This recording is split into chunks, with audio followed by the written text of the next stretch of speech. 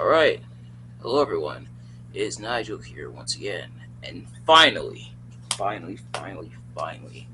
after weeks of waiting and gnashing of teeth and a lot of anticipation, I finally review Sasha Banks versus Bayley at NXT Takeover Respect, the 30-minute Iron Man match. I thought it was called, I could have swore it was called an Iron Woman match.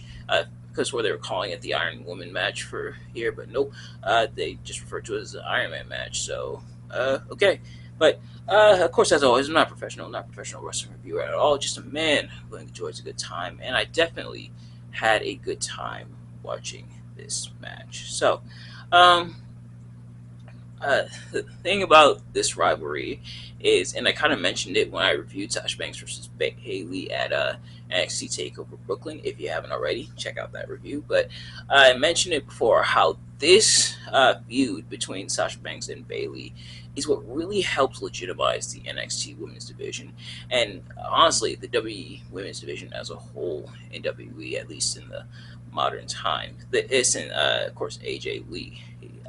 This is around the time when women's wrestling was really starting to be taken even more seriously in WWE. The Divas title was still there, but it wouldn't be around for too much longer, and the women's division was definitely going undergoing a huge change, and these were the horsewomen to usher it in. Now, apparently, interesting footnote: this is the first time the women main evented an NXT Takeover pay per view.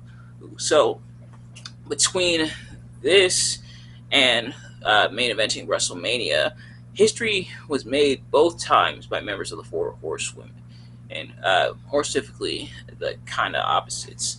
Here at Takeover, we got Bayley and Sasha Banks, but then at WrestleMania, we had Becky Lynch and Charlotte Flair. But interesting tidbit, and the fans absolutely loved it. They were chanting women's wrestling, and this is awesome and stuff like that. The fans were really into it. Takeover crowds usually are some of the best crowds in pro wrestling. But let's get into this match, and let's talk about if you've watched these reviews, you kind of already know how this works. I'm going to be talking about what I like and dislike about the match and everything.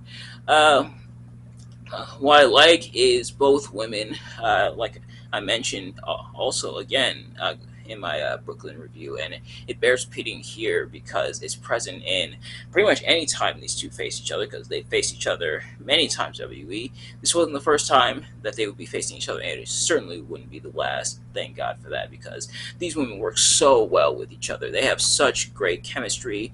They definitely know how to work with each other and play off of each other, and the whole story of Bayley being the lovable face and Sasha Banks being the cocky, arrogant heel.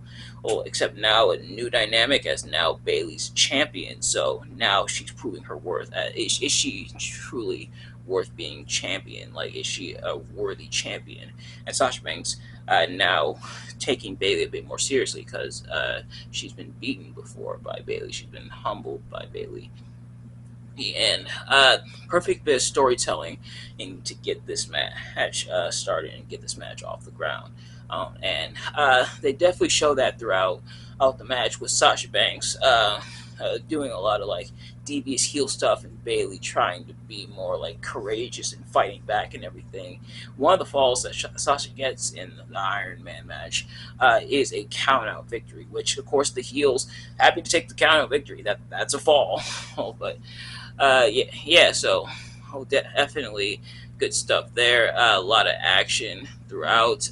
They do have some respites here and there, but for the most part, it's a lot of back and forth and everything. Both women, of course, just like Brooklyn, looking very evenly matched and stuff like that. In terms of what I disliked, this mainly has to do with commentary.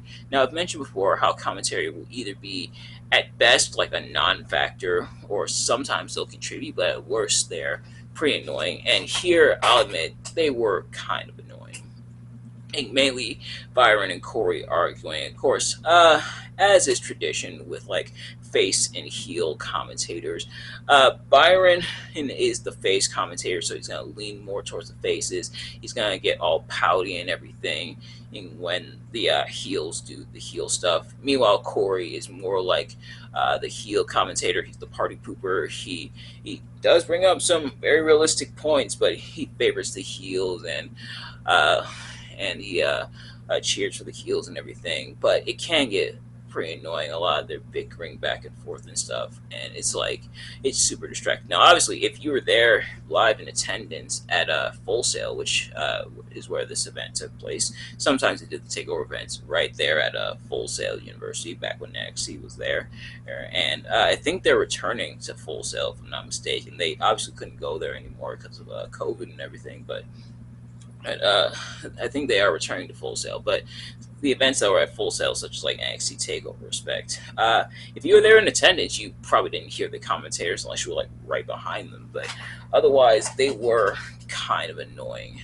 And the third person, I couldn't pinpoint who that third person was, but at least the third person managed to remain neutral for the most part. But yeah, so still a really solid match, and I'm glad that I watched it and I found myself really enjoying it. Now, the question is this better or worse than their match at Takeover Brooklyn? And not I shouldn't really say better or worse. I say, do I like their match at Takeover Brooklyn more than this match? Or do I like this match? Is the sequel better than the original?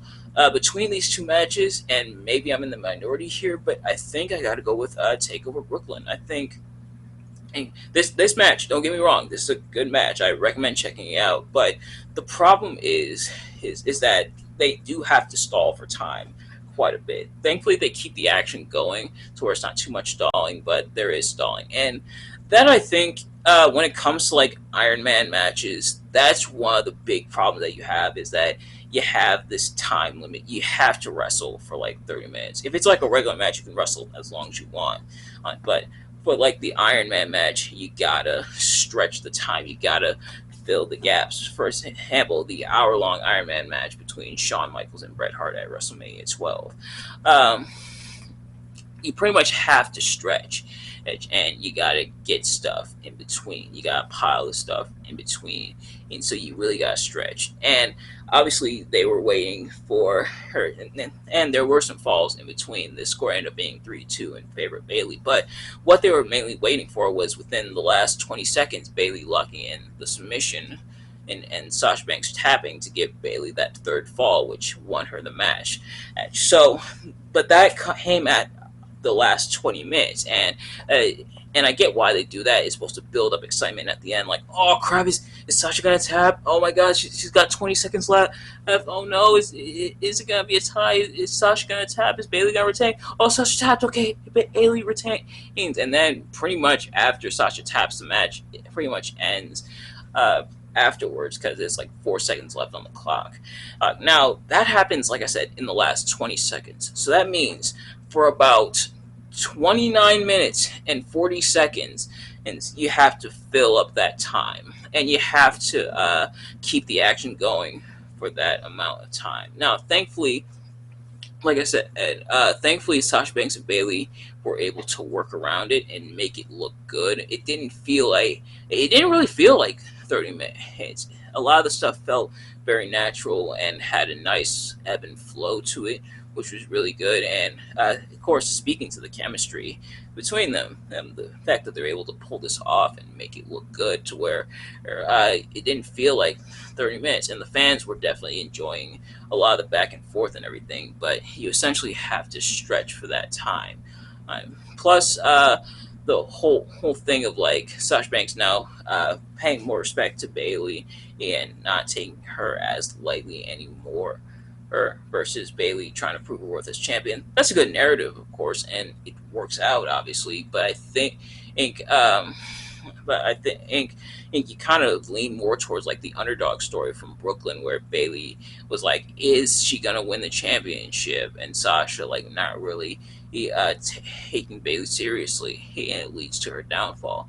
I feel like they constructed that narrative better versus the other one. Like I said, the other one not bad, but you definitely resonate a little bit more with the whole plucky underdog babyface versus cocky arrogant heel, which it's in our takeover respect. Sasha was still being like the cocky heel and everything, but it's definitely.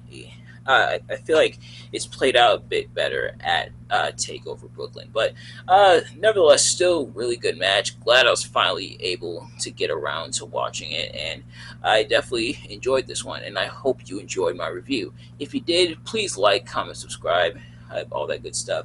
Share it with your friends, and definitely check out this match if you haven't already. I definitely recommend it.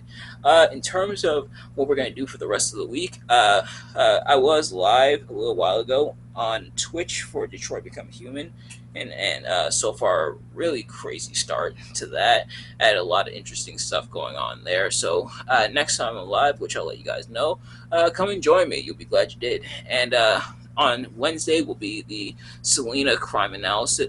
So we'll be taking a look at that, the crime surrounding it, and how that happened. And I may squeeze in a couple reviews this week as well. And we're going to resume Star Wars probably next week once September starts and everything. And I decided to take a little break from Star Wars after I finished up the prequel trilogy, but we'll be back with Star Wars and everything. And what I've done is, and I did it for the Spiral trilogy, I compiled my reviews of the Star Wars movies, both the originals and the prequels, into compilation type video. It was pretty much bringing the reviews together. So if you don't want to watch each review individually, that's fine. You can instead watch the all three reviews all at once and check those out. So if you haven't already, if you haven't seen those reviews already, definitely go check those out. But yeah, that's about it. Thank you for watching, and I will see you guys later. Peace. Ooh, sorry about my camera, but thanks for watching. I will see you guys later. Peace.